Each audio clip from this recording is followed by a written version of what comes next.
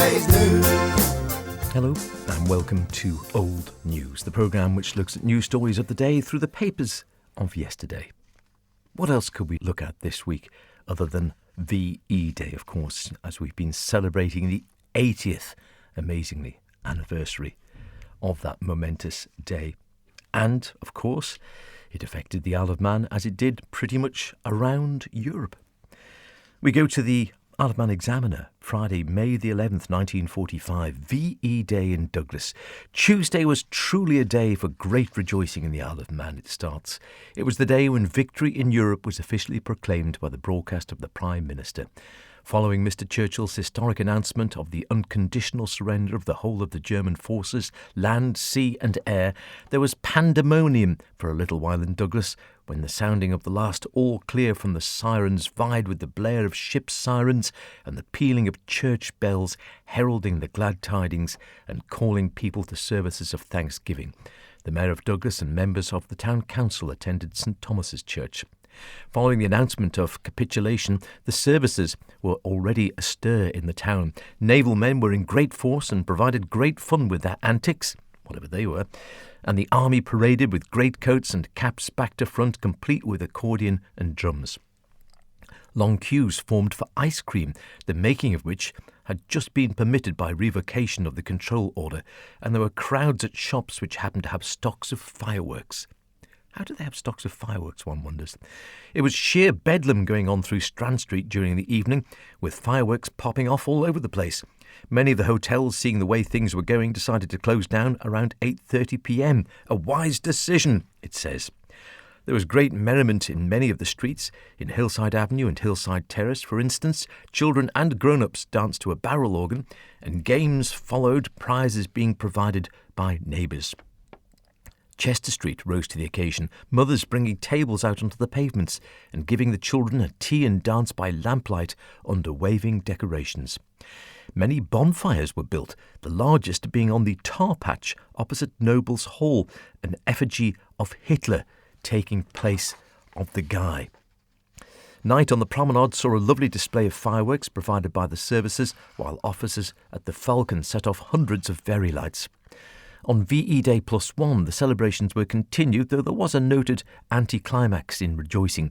The band of the Royal Naval School of Music played opposite the Villa Marina in the morning, the Salvation Army Band played at the Jubilee Clock in the afternoon, and the Douglas Brass Band did their share later by the Villa.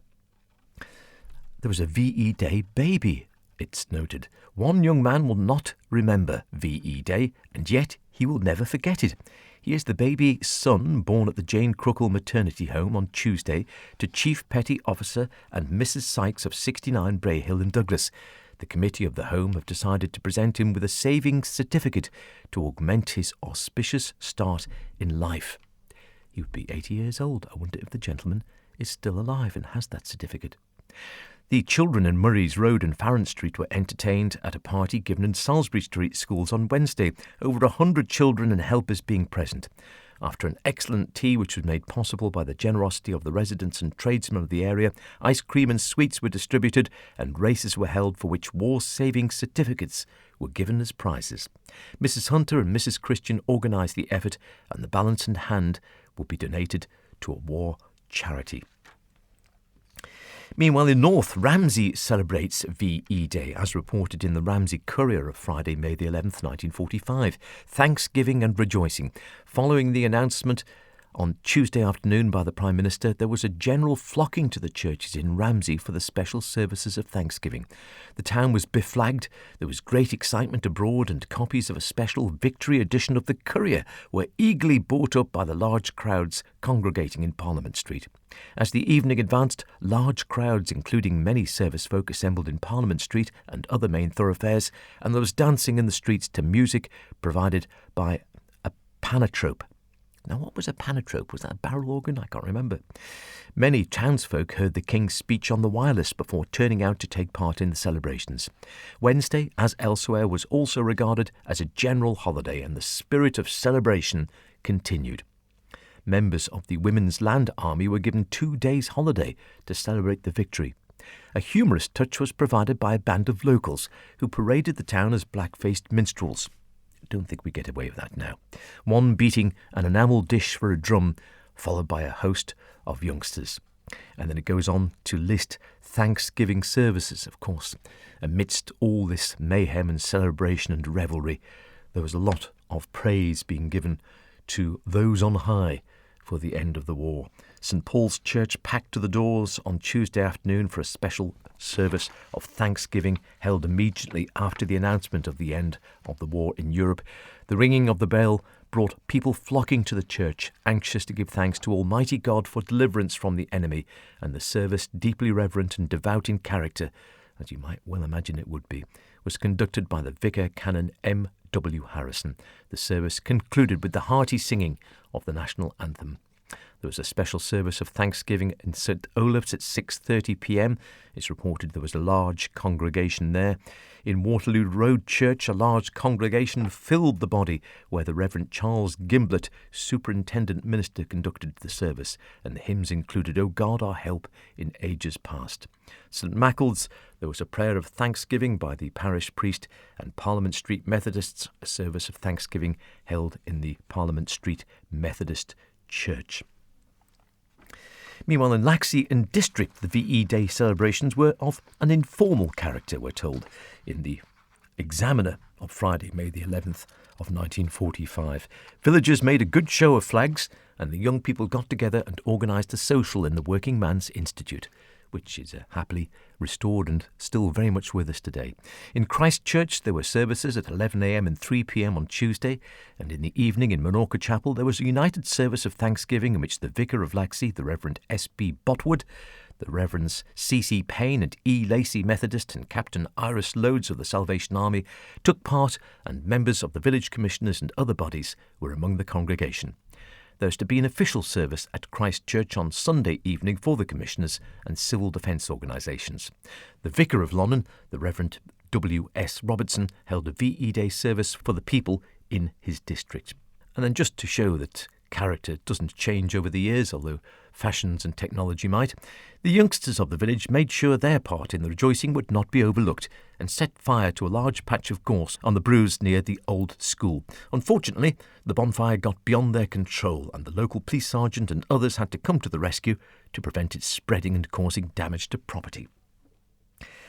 Maccled, in the Isle of Man Examiner, Friday, May the 11th, one of the first passengers off the steamer at Douglas on VE Day Eve was a young soldier home on leave from Burma, Private Morris Tate of the colony in Maccled.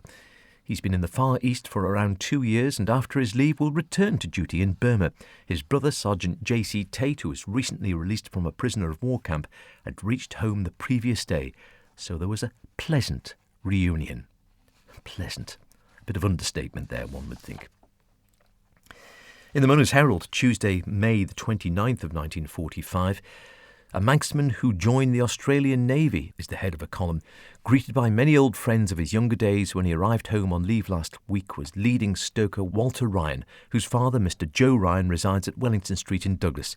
He'd just returned to England from Russia. Leading stoker Ryan left the island to go to Australia as a young man of 20, and when the war broke out, he enlisted in a sister ship to the famous Jervis Bay. Prior to the war, he had not seen his father for some 16 years. For 2 years, he had served in an aircraft carrier with the convoys to Russia, which he told a Herald representative was fiercely attacked. They lost a frigate just before VE Day, but managed to pick up 8 survivors.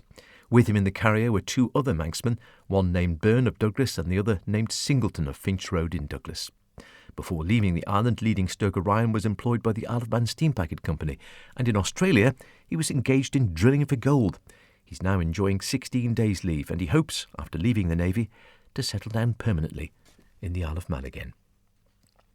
Not everyone could celebrate, of course. In the Times of Saturday, May the 26th of 1945, How the Manx Regiment Spent VE Day.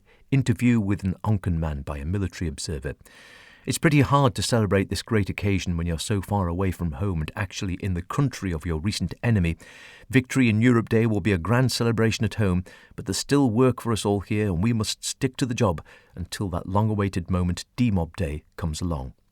With these words, Bombardier Robert Butterfield, whose home is at Glenbower in Onken, summed up the feelings of all the men on the 15th Isle of Man Light Anti-Aircraft Regiment Royal Artillery who are serving with the 7th Armoured Division, the famous Desert Rats. I spoke to Bombardier Butterfield in the sunlit front garden of a little village near the Kiel Canal. Broken and dispirited Germans passed us in a continued stream on their way to the prisoner cages. It's a great relief now that the end has come. Just take one look at these jerrys and you can see the war is really finished here. There's a great difference between these surrendered men and the prisoners we saw after the fall of Tunis. They were arrogant then. They're completely beaten now. How are we going to celebrate VE Day? Well, what can we do? Our biggest treat is going to be that we will have no camp blackout tonight. We're going to get a double issue of rum, but that is not quite the right spirit for the occasion. Still, it will do. You cannot prepare celebrations, he goes on, like they do at home when you're in active service. We've been looking forward to this for a long time, yet in spite of our expectations, it has come suddenly. We shall soon forget all the bad times, such as the dirt, the dust, the lack of water in the desert, and think only of the fine spirit of comradeship that has carried us all through to victory. Bombardier Butterfield has certainly lived up to the Royal Artillery battle cry, ubique, everywhere. Since joining up the start of the war, he's seen service in the Sudan, Eritrea, Abyssinia, the desert, Tunis, Italy, France, Belgium, Holland, and finally Germany. Can you imagine? Looking back down the years, I must consider myself lucky to be here for VE Day, he said. My first close call was in Eritrea when a shell exploded 2 feet from my head. Then in the desert, I was not more than 10 yards from a 500-pound bomb when it fell. My guardian angel was working overtime that day. Another spine-chilling moment was when I was in a slit trench at El Alamein and a Bren carrier charged right over me. We laughed about it afterwards, but it was by no means funny at the moment. But perhaps the stickiest time of all was in the desert when the Afrika Korps was advancing on Alexandria. We were holding specially prepared defence positions, but gradually Rommel's men encircled us. We went to action stations at 2 a.m. one Sunday morning, and it was 2 in the afternoon before we got a break. 12 hours. The jerry fire was deadly and we hardly dare lift our heads. Stukas dive-bombed us 60 planes at a time, and all hell was let loose in the shape of high explosives. But the position was held and the advance halted. I shall think of that Sunday when we have our Thanksgiving Sunday service. As well he might. And as well we might think of that horrors of war and the gratitude we have for those who fought it for our freedom. VE Day, of course, very much still news. Until next week, cheerio. You're gonna be yesterday's news.